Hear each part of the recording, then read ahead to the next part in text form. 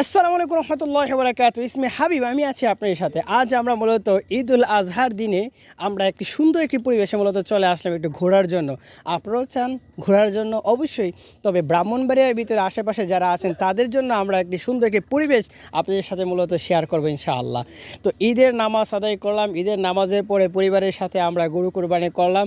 ইব্রাহিম আলাইহিস সালাতু ওয়াস সালাম এবং ইসমাইল আলাইহিস সালাতু ওয়াস সালামের যে ওয়াজিব একটি বিধান আল্লাহ সুবহানাহু ওয়া তাআলা দিয়েছেন, সেই বিধান বাস্তবায়ন করার পরে আমরা একটি সুন্দর একটি পরিবেশ আপনাদের সাথে মূলত চলে আসলাম দেখানোর জন্য। কিছু বন্ধু বান্ধবের সাথে মূলত দেখা হবে, তাদের সাথে মূলত আপনাদের সাথে শেয়ার করব। পাশাপাশি আমরা আগে দেখেন এই যে আমাদের যে জায়গাটা আসলাম সেটা আপনাদের সাথে একটু দেখাই।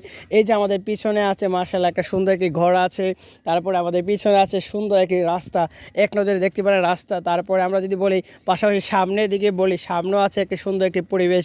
তারপরে আমরা যদি বলি আমাদের পিছনে যেটা আছে সুন্দর করে ঘাসপালার মাধ্যমে সাজানো মূলত আছে, একটা পুকুরও মূলত আছে। তো চলেন আমরা কিছু সংখ্যক এখানে পর্যটক এবং আমাদের সহপাঠীদের সাথে মূলত আপনাদের পরিচয় করে দেব। আমাদের সাথে আছে আমাদের সাথে মূলত চলে আসছেন আমাদের জায়ান, আর তিনিও মূলত একজন নতুন ইউটিউবার, আমার ভাই একটা সম্মানিত একজন ব্যক্তি। জায়ান, আসসালামু আলাইকুম। ওয়ালাইকুম আসসালাম। আসসালামু আলাইকুম। ওয়ালাইকুম আসসালাম রহমতুল্লাহি ওয়া বারাকাতুহু। আমরা জায়ানের সাথে মূলত একটি কথা বলবো যে এই যে পরিবেশটা আপনার কাছে মূলত কেমন লাগলেন? অনেক ভালো অনেক ভালো লাগছে।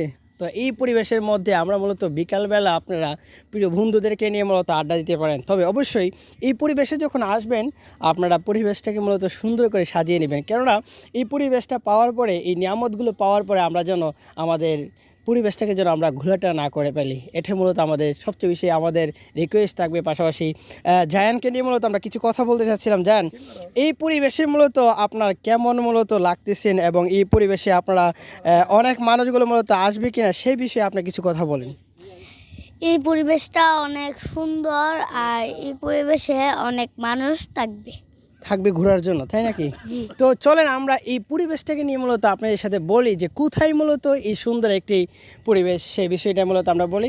আপনারা চলে আসবেন ব্রাহ্মণবাড়িয়ার প্রাণকেন্দ্র আর একটা জায়গা আছে, সেটা হচ্ছে আমাদের সুহিলপুর, ঠিক না?